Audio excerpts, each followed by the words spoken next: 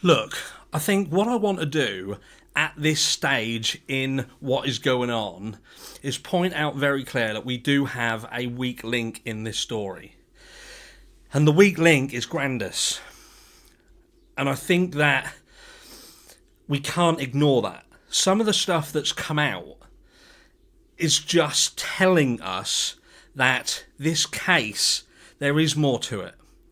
There are things that are being lied about.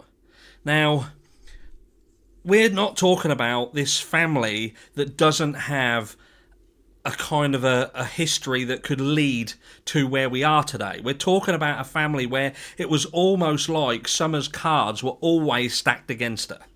Now, I appreciate there's people out there that support this family. And look, you can do with your life whatever you want to do.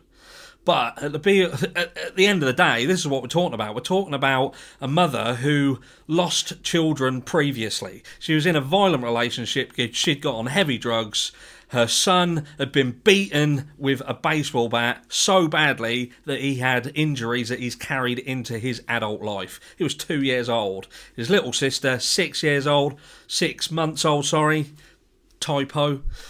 They've gone into care, so she's lost them. She's then got away, she's got Don, she's had these children, and these children were not looked after. Weren't looked after, and I'll tell you why they weren't looked after. Because Candace carried on with the drugs. She carried on dealing and having involvement with people who were involved in drugs. She had a drug dealer. She had people coming into her home that were involved in sexual abuse allegations. This was happening. These are people who are convicted felons.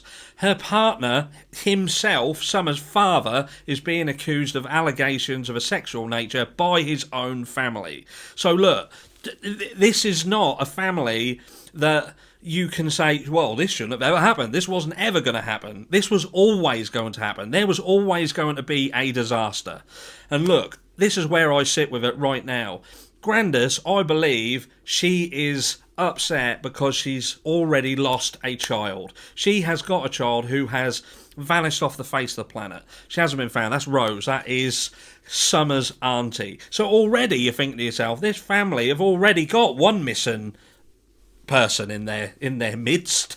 And so what are the odds of this happening? What are the odds of you know what I'm saying? But look, so Grandus had gone out and she had spoken to a friend, a close friend of hers, and she had spoken to her because things were weighing heavy on her mind.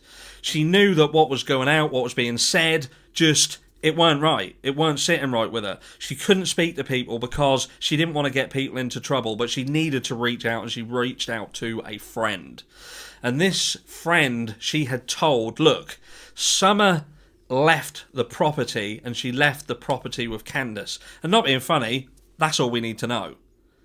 Because this fact that Summer left that property with Candace tells us that Candace is just a liar.